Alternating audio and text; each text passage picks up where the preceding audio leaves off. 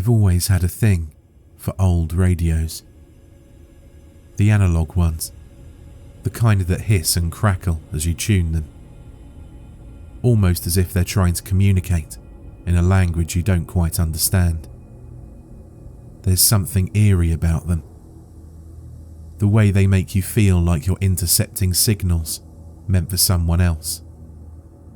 They've got a sort of nostalgia to them, a charm, if you will. So when I came across a beat-up, vintage tabletop radio at a flea market, I knew I had to have it. It was buried under a pile of rusty tools, the wood frame chipped and weathered. The knobs were stiff, and the speaker grill was torn in places. But it had potential. I asked the old man running the stall how much he wanted for it, expecting to hear a price that would make me walk away. Instead, he gave me this strange look, like he was trying to figure something out about me. He hesitated before muttering, "Take it, no charge." That should have been my first clue. No one gives away something like that for free. I took the radio home and placed it on a small table in the corner of my living room. There was something about the way it sat there, an almost commanding presence, like it had a story to tell. I ran my fingers over the dials, feeling the grit under my skin. The thing didn't look like it would work, but I decided to plug it in anyway, just to see what would happen. To my surprise, the radio hummed to life. A faint buzz filled the room as the dials lit up in a soft, amber glow. The speaker hissed with static, and I turned the tuning knob, listening to the pitch rise and fall as the frequencies shifted. I didn't expect to hear much, just the usual hiss of dead air, or maybe a distant station coming through, if I was lucky. But then, something odd happened. As I turned the dial, the static faded, and I heard a voice. Not a DJ or a talk show, but a whisper, soft and barely audible, like someone speaking through the static. The voice was muffled, distorted, but it was definitely there. I leaned in closer, trying to make out what was being said. They know. Watching. Not safe. My hand froze on the dial. I felt a chill creep up my spine. It wasn't just the voice that bothered me, but the way it sounded. Like whoever was speaking was doing so directly to me. I quickly twisted the knob, moving the frequency away from the voice. But no matter where I tuned it, it followed. Leave before it's too late. My heart was pounding now. I could feel my skin crawling with unease. I turned the radio off, the room falling into an uncomfortable silence. I sat back, staring at the old wooden box, wondering what the hell I'd just heard. I should have left it alone, but I didn't.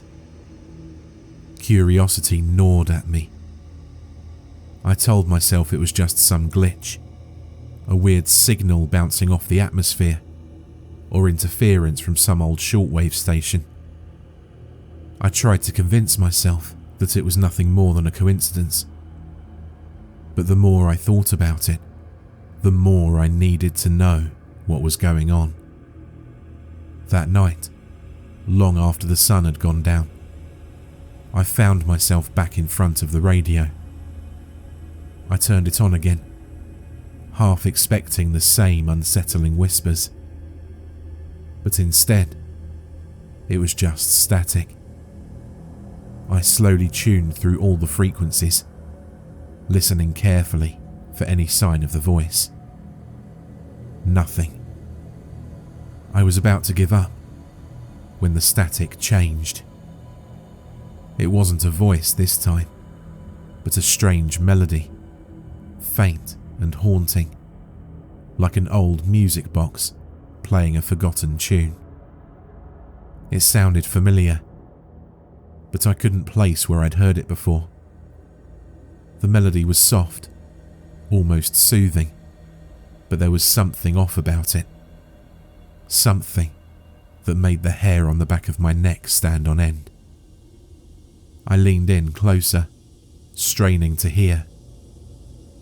The music continued, slow and repetitive, lulling me into a trance. But then, just beneath the melody, I heard it again. The whisper. Can't hide. They see you. I jerked back, my breath catching in my throat. The voice was louder this time, clearer. It wasn't just background noise anymore. It was speaking to me, directly, purposefully. They're coming. Don't let them in. My hands were shaking as I fumbled to turn the radio off, but the knob wouldn't budge. The voice grew more urgent, the static crackling louder as the melody warped into something darker, more twisted. They know where you are. I yanked the plug from the wall, and the radio finally fell silent. My pulse was racing, and I could feel cold sweat running down my back. I stared at the radio, waiting for something else to happen, but it just sat there, lifeless. I didn't sleep that night. I couldn't shake the feeling that I wasn't alone, that something, someone, was watching me. The house felt too quiet, too still. Every creak of the floorboards, every rustle of the wind outside, felt amplified, like the walls themselves were listening. The next day, I decided to get rid of the radio. I packed it up in an old box and threw it in the attic, far away from where I could see it. But that didn't help. The whispers didn't stop. At first, it was just at night. I'd be lying in bed, and I'd hear it. Soft, barely there, like someone murmuring in the next room. I tried to ignore it, telling myself it was just my imagination. But the more I tried to block it out, the louder it got. They're closer now. The voice was always the same, hollow, distant, but unmistakably real. It followed me everywhere I went, a constant presence just out of reach. I started hearing it during the day too, in the hum of the refrigerator, the hiss of the shower, even in the wind as it blew through the trees outside my window. I was losing my mind. Desperate, I went back to the flea market, hoping to find the old man who'd given me the radio. I needed answers, something to explain what was happening to me. But when I got there, his stall was gone. No one had seen him or knew who I was talking about. It was like he'd never existed. I started researching old radios, looking for anything that might explain the voices. I found forums filled with stories about haunted radios, cursed objects that whispered secrets to their owners.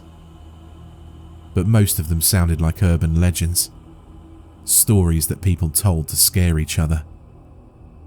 None of them felt real, at least not in the way I was experiencing. And then I found it. An old newspaper article from the 1950s about a man who'd been driven mad by a radio that wouldn't stop talking to him. He claimed the radio had revealed horrible truths to him, things about his past, things about his future. The man had ended up in a psychiatric hospital, ranting about how the radio knew everything, every lie he'd ever told, every sin he'd ever committed. He said the radio was alive, that it was feeding off of his secrets. The article ended with a chilling detail. The man had been found dead in his room, the radio still playing softly next to his lifeless body. I didn't want to believe it, but everything about the story felt too familiar. The voices, the whispers, the sense of being watched. It all lined up. I had to do something. I couldn't let the radio control me the way it controlled that man. So, I went back into the attic. The box was where I'd left it, tucked away in the corner, gathering dust. I hesitated before opening it, half expecting the radio to start whispering the moment I touched it. But it didn't. It just sat there, silent and unassuming. I grabbed it, carried it outside, and threw it in the trash. I watched as the garbage truck came the next morning, crushing the old wooden box into a pile of debris. For the first time in weeks, I felt like I could breathe again. The whispers were gone. The house was quiet. But then, last night, I woke up to a familiar sound. The soft hum of static. I bolted upright in bed, my heart pounding. It couldn't be. I'd gotten rid of it. There was no way. But the static was there, faint, like it was coming from the next room. I got out of bed, slowly, cautiously, and followed the sound. It led me to the living room. And there, on the table where I'd first placed it, was the radio. Its amber dial glowed softly in the dark, the static rising and falling like shallow breaths. You can't get rid of us. We know everything. I don't know what to do anymore. The radio won't leave. The voices won't stop. I've tried smashing it, burning it, but every time I think it's gone, it comes back. And now, the whispers are louder than ever. They know things about me, things I've never told anyone, and they're getting closer.